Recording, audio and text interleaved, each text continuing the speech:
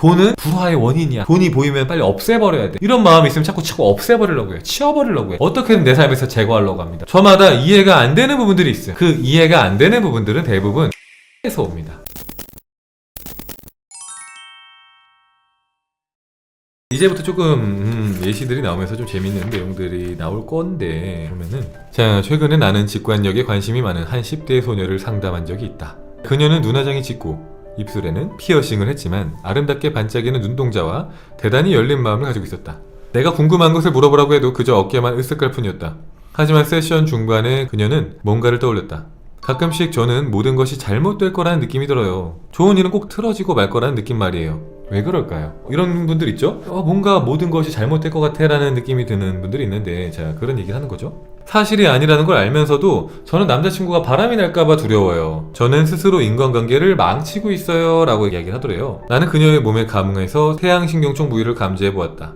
어디선가 불현듯 덮쳐오는 두려움은 대개 그 부위와 관련이 있다. 그녀의 두려움과 접촉하자 그녀의 아버지 모습이 흐릿하게 떠올랐다. 나는 아버지가 가족을 떠난 적이 있는지 물었다. 맞아요. 그녀는 대답했다. 제가 어렸을 때의 일이에요. 당시 그녀의 작은 몸이 그 원초적인 두려움에 반응했던 방식을 느낄 수 있었다. 아버지가 자신의 잘못으로 떠났을지도 모른다는 충격과 버림받았다는 사실로 인한 혼란이 이전까지는 필요 없었던 경계심을 깨워냈고, 그 후로도 혹시 비슷한 일이 또 생기지 않을까 하는 두려움이 생겨서 늘 주변을 의심하게 되었던 것이다. 그녀의 몸은 이렇게 말하고 있었다. 이제 다시는 속수무책으로 당하지 않겠어. 나는 사랑과 신뢰로 가득한 그녀의 본성을 느꼈다. 하지만 그녀가 본성을 따르려고 들면은 즉시 잠재의식이 풀려나면서 기억을 되살려낸다.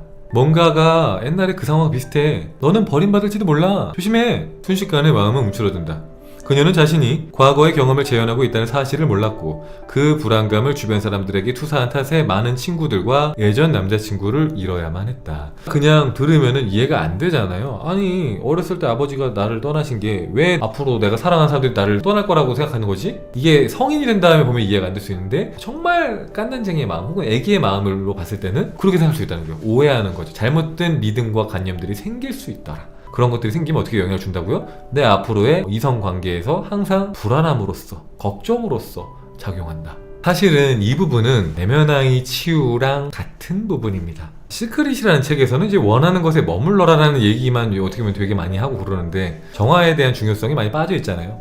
근데 이제 여기서 이제 그런 내용이 나오는 거예요. 그러니까 우리가 세상을 살아가다 보면은 자꾸 이상한 지점들이 있어요. 사람마다 다릅니다. 그죠? 사람마다. 어떤 사람은 이 친구처럼 이성을 만날 때 늘 불안해. 버림받을까봐. 근데 그게 이상한 거예요. 왜냐면은 내 남자친구는, 내 여자친구는 단 한 번도 나를 걱정하게 할 만한 행동을 한 적이 없어. 그런데도 나 혼자서 혹시 몰라, 저 사람이 날 버릴 거야, 저 사람이 날 배신할 거야 하면서 계속 의심스러운 눈초리를 보게 만들고, 그렇게 보다 보면 그 마음이 관계를 어그러뜨리지 않습니까? 왜냐면은 계속 의심하니까 그 의심의 눈초리를 받는 사람도 좋지가 않잖아요. 그 내 의심 때문에 관계가 어그러지기도 하고, 어떤 경우에는 내가 정말로 돈을 벌고 싶다고 계속 말을 하는데 자꾸 돈이 생기면은 나도 모르게 자꾸 사기를 당한다거나, 나도 모르게 무리한 투자를 해서 다 날린다거나, 나도 모르게 도박을 해서 날린다거나, 나도 모르게 자꾸 돈만 생기면 자꾸 돈을 없어지게 하는 사람이 있고, 저마다 이해가 안 되는 부분들이 있어요. 그 이해가 안 되는 부분들은 대부분 과거에서 옵니다. 옛날의 기억들. 그게 이제 우리가 말하는 내면아이인 거야. 내면아이. 어린 시절에 내 마음속에 생겨진 어떤 트라우마가 될 수도 있고, 어떤 관념일 수도 있고, 어떤 공포, 감정들일 수도 있죠. 그런 것들이 성인이 된 지금도 나의 삶에 영향을 준다. 그래서 이제 이번 장에서는 잘못된 신념을 발견하는 것을 이제 이야기하는데, 볼게요. 자, 모든 파괴적인 감정 습관의 이면에는 에너지와 의식의 작용에 대한 오해가 자리 잡고 있다. 자, 예를 들어보자. 나는 이 장의 앞부분에서 어렸을 때 아버지에게 버림받은 한 소녀를 언급했다. 그녀의 몸은 버림받은 이유를 이해하지 못한 채로 심한 혼란과 두려움에 움츠러들었다. 사실은 아버지가 돌아가신 거예요. 그죠? 아버지가 돌아가신 건데, 돌아가셔도 안 계시면 버림받았다 느낄 수 있습니다. 그죠? 우리는 그렇게 느낄 수 있어요. 그녀의 어린 마음은 이런 오해를 간직했다. 내가 사랑하는 남자들은 나를 떠나고 말아. 내가 잘못했기 때문에 그런 일이 생겼어. 나는 남자들의 도움을 받을 만한 매력이 없어. 그러니 모든 일을 혼자서 해야 돼. 그녀는 반항적이고 억세게 행동하는 식의 파괴적인 감정 습관을 키우면서 이런 혼란을 벗어나고자 했다. 하지만 버림받지 않으려는 노력에도 불구하고 남자친구들은 그녀를 떠났다. 그녀는 자신이 뭔가를 잘못하고 있다는, 자신이 지나치게 독단적이라는 느낌을 받았다. 이처럼 어렸을 때 새겨진 오해를 발견하고 그 패턴을 변화시킨다면 그녀는 얼마든지 단란한 가정과 보람있는 직업을 가질 수 있다. 이분을 보면 움츠러든다고 했는데 우리들도 이렇게 나도 모르게 어떤 분야에서 잘 안 될 때가 있다. 그럴 때는 왜 안 될까 하면서 다그치지 말고 분명히 그 안에는 내가 모르는 이유와 원인이 있을 거예요. 그걸 알아가는 게 마음 공부인 거예요, 사실은. 마음 공부라고 하잖아요. 내 마음을 공부하는 거예요. 내 마음을 알아가는 거예요. 보통은 안다고 말할 수도 있지만 보통 모르는 경우가 많거든요. 진짜로 내가 하나부터 열까지 왜 그런지 모르는 경우가 많아요. 여기서 저도 수업하다 보면은 포멀리도 되게 스스로가 되게 신기해요. 왜냐면은 정말 몰랐는데 갑자기 공부를 하다 보니까 이런 기억들이 떠오르고 아 이런 것들이 제 삶에 지배적인 영향을 준다는 것을 이제야 알겠어요, 준카님. 기억도 잘 안 날 만큼 시간이 정말 많이 지났는데 30-40년이 지났는데도 지금도 이것들이 제 삶에 지배적인 영향을 준다는 것을 이제는 너무 가슴 깊이 알겠어요. 이걸 왜 잊고 있었는지 모르겠어요 할 정도로 내 마음을 다 알고 살아가진 않아요. 우리가 보통은 좋은 것만 쥐고 있으려고 하고 조금 보기 싫거나 혹은 오래 지났거나 하는 것들은 다 덮어두거나 넘어가려고 하니까.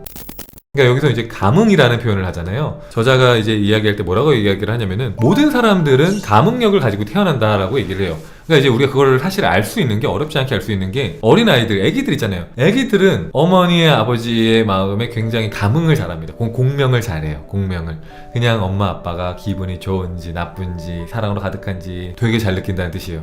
그래서 이제 애기들 보면은 한 애기가 울면은 다 같이 운대요. 그런 얘기 나오더라고요. 한 아이가 울면은 다 같이 운다. 공명, 그들의 어떤 감정들이 굉장히 공명이 쉽게 일어나는 거예요. 쉽게. 그래서 사실은 제가 이제 내면의 치유 수업을 되게 오랫동안 했잖아요. 되게 많은 사람들 만나면서 했는데 저는 치유할 게 없는 것 같아요. 저는 왜냐면 되게 화목한 가족이 잘 컸거든요. 하는 분들조차도 보통은 이제 치유할 게 되게 많은 경우가 많아요. 왜냐면은 이게 꼭 어떤 커다란 사건이 있어야만 생기는 상처가 아니거든요. 하다못해 엄마가 아이를 배에 품고 있는데 근데 그때 이제 산모의 시기에 되게 정신적으로 스트레스를 크게 받는 일이 있으면은 그게 아이한테는 나도 모르는 트라우마가 될 수도 있어요. 어떤 사건에 대한, 어떤 사람에 대한 어떤 두려움이라든가 걱정이라든가 불안함이라든가 이런 것들이 남을 수 있어. 나도 모르는 사이에. 근데 그거는 내가 기억조차 못할 경우가 많단 말이죠. 나이가 먹은 뒤에는. 그럼 이제 남아있는 거예요, 마음속에. 그러면 그런 것들이 내 삶에 계속 영향을 준다는 거예요. 어떤 특정 상황이 되면. 그게 우리가 이제 정화를 하는 이유입니다. 왜냐면은 그걸 정화하지 않으면 자꾸 그 과거가 반복되거든요. 마음이 왜냐면 두려워서 그래요. 예를 들면 내가 어렸을 때 돈 때문에 부모님 막 싸웠어요. 그걸 내가 보고 컸어. 근데 어렸을 때 잘 기억도 안 나. 그래도 내 마음속에는 돈은 불화의 원인이야. 돈이 보이면 빨리 없애버려야 돼. 이런 마음이 있으면 자꾸 없애버리려고 해요. 치워버리려고 해요. 어떻게든 내 삶에서 제거하려고 합니다. 그래서 사실은 이제 상처, 트라우마가 없는 사람은 없어요. 그래서 이제 내가 트라우마 갖고 태어났다고 억울해 할 필요는 없는 건데 뭐 중요한 거는 이제 어쨌든 간에 태어날 때부터 사람들의 마음과 감흥하고 공명하는 그런 것들을 애초부터 갖고 있었고 나이를 먹어감에 따라서 그런 것들이 점점점 다치는 것이다. 근데 그게 좀 덜 다치거나 하는 분들은 나이를 먹어서도 공명을 잘하고 감흥을 잘하죠. 그러니까 마치 타인의 감정을 내 감정인 것 마냥 정말 깊이 잘 느끼는 거예요. 그렇게 느끼다 보면은 이 사람이 어디가 아픈지 뭐가 문제인지도 알게 되는 경우들도 있고 그런 게 생기는 거예요. 공간의 에너지도 되게 잘 느끼게 되고 그리고 감흥을 잘하는 사람들 파워스 에너지도 잘 느끼게 되고 그게 이상한 게 아니라 그렇게 돼요. 내가 모르는 사람인데도 저 사람의 마음이 너무 깊이 잘 느껴지고 공명하고 그래서 사실은 이제 꼭 언어만이 어떤 우리한테 뭔가 전달되는 메시지가 아니기 때문에 마음이 중요하다. 맞아요. 유독 예민한 부분들이 있어요. 맞아요. 근데 유독 예민한 부분들을 보면은 그게 반드시 내 안에 뭔가랑 연결되어 있는 거예요. 과거의 기억 과거의 사건, 과거의 뭐 어떤 내가 들었던 이야기랑 반드시 연결되어 있습니다. 그래서 우리가 마음 공부를 하는 거야. 내 마음에 뭐가 있는가? 아니 내 마음이 현실이 된다면서요. 내 마음이 현실이 되는데 내가 알고 있는 마음만 현실이 되는 건 아니에요. 내가 모르는 마음이 너무 많아요. 왜냐면은 우리가 알고 있는 마음은 의식이라고 해서 표면의식이라고 표현하잖아요. 우리 마음의 전체의 5%가 되질 않아요. 우리가 알고 있는 마음은. 그러면 나머지 95% 빙산 일각만 알고 있는데 그 나머지 빙산의 본체에는 어떤 생각이 있는지 다 몰라. 근데 그것들도 계속 실시간으로 현실이 되고 있어. 그러니까 그 모든 걸 알 수는 없어도 내 삶에 뭔가 자꾸 반복적으로 지속적으로 강하게 영향을 주는 어떤 것이 있다면은 그것들은 우리가 좀 알아보고 공부하고 필요하다면 정화도 하고 교정도 하고 하면서 마음들을 바꿔나가는 거죠. 그렇게 했을 때 내 마음에 있는 것들이 달라지니 당연히 주파수도 올라가고 당연히 좋은 것들이 펼쳐지고 그래서 내면의 치유를 하는 겁니다. 정화도 하는 거고 뭐 호포라든지 이런 거 하는 것도 마찬가지고 그래서 하는 거예요. 그냥 하는 게 아니라